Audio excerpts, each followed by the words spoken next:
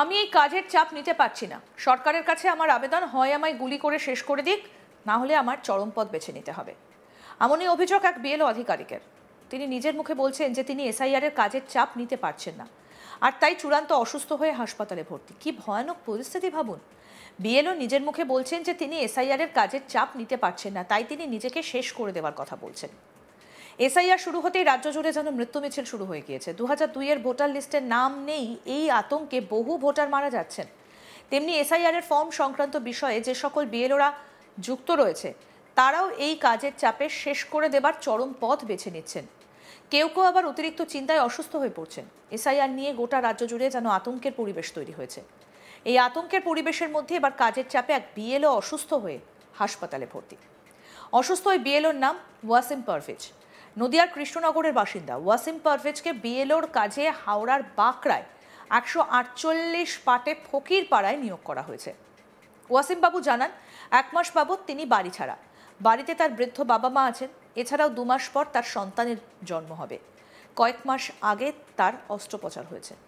এই অবস্থায় তিনি বিডিওকে লিখিত জানিয়েও কোনো কাজ হয়নি। তিনি এখানকার কিছুই চেনেন না। তিনি বলছেন যে এই কাজের চাপ নিতে পারছি না। সরকারের কাছে আমার আবেদন, হয় আমায় গুলি করে শেষ করে দিক, না হলে আমায় চরম পথ বেছে নিতে হবে। কি বলছেন অসুস্থ বিএলও ওয়াসিম পারভেজ, শুনবো। আমার হয়েছিল বলতে, আমার 1 বছর আগে অপারেশন হয়েছিল। আমার বাড়ি এখান থেকে 200 থেকে 250 কিলোমিটার দূরে বাড়ি। এবার আমি এখানে যখন আমাকে লেটারটা আসলো, তখন আমি বিডিও অফিস ইলেকশন সেলে গিয়ে বললাম যে স্যার আমাকে দিয়েন না, আমি এখানে আমার কোনো পরিচিত নেই এবং আমার সবে অপারেশন হয়েছে, আমি আর এই চাপা নিতে পারছি না।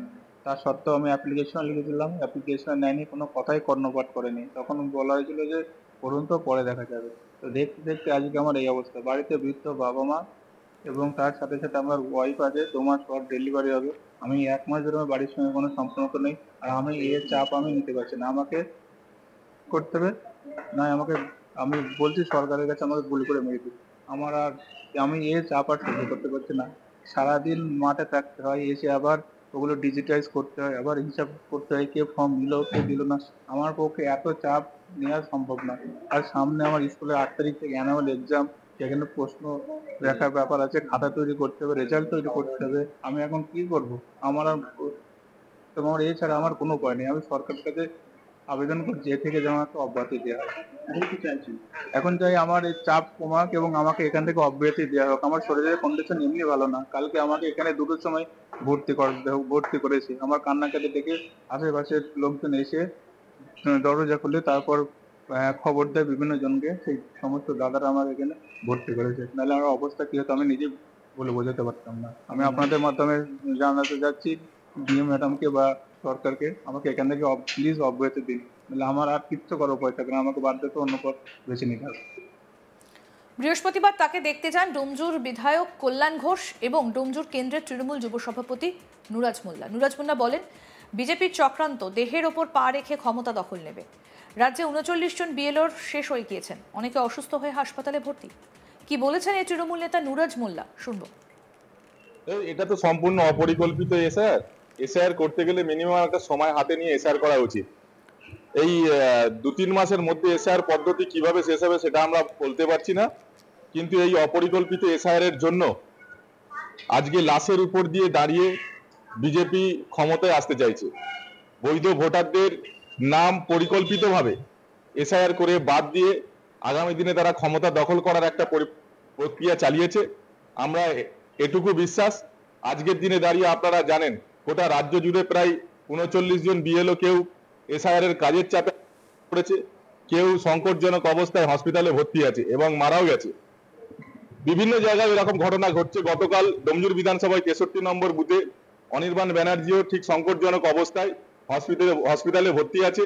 আজকে আমাদের ওয়াসিম পারভেজ, যিনি বিএলও 148 নম্বর পার্টে, সেও গতকাল রাত্রে অসুস্থজনক অবস্থায় মানসিক চাপেতে তিনি অসুস্থ হয়ে পড়ে এবং বেসরকারি নার্সিংহোমে তিনি ভর্তি হয়।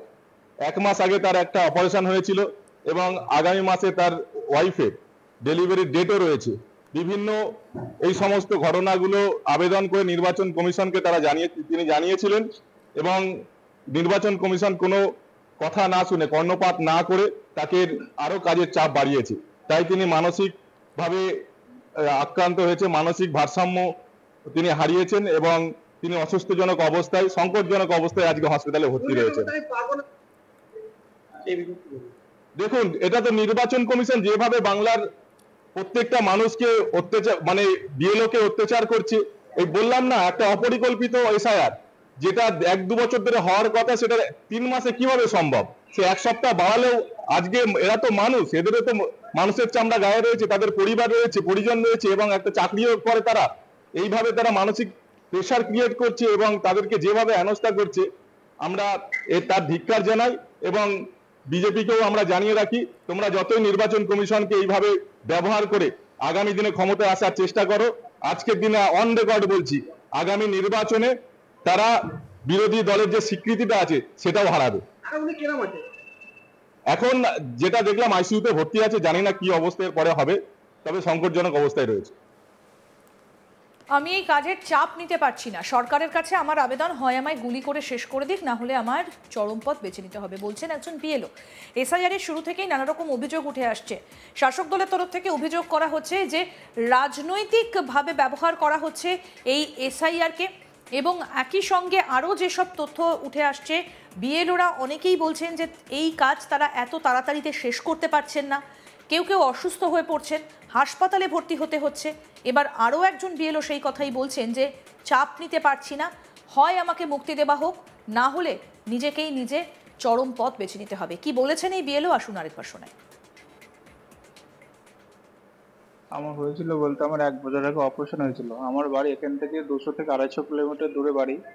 এবার আমি এখানে যখন আমাকে লেটারটা আসলো, তখন আমি বিডিও অফিস ইলেকশন সেলে গিয়ে বললাম যে স্যার আমাকে দিয়েন না, আমি এখানে আমার কোনো পরিচিত নেই এবং আমার সবে অপারেশন হয়েছে, আমি আর এই চাপা নিতে পারছি না। তা সত্ত্বেও আমি অ্যাপ্লিকেশন লিখে দিলাম, অ্যাপ্লিকেশন নেয়নি, কোনো কথাই কর্ণপাত করেনি। তখন বলা হয়েছিল যে করুন, তো পরে দেখা যাবে। তো দেখতে দেখতে আজকে আমার এই অবস্থা। বাড়িতে বৃদ্ধ বাবা মা এবং তার সাথে সাথে আমার ওয়াইফ আছে, 2 মাস পর ডেলিভারি হবে।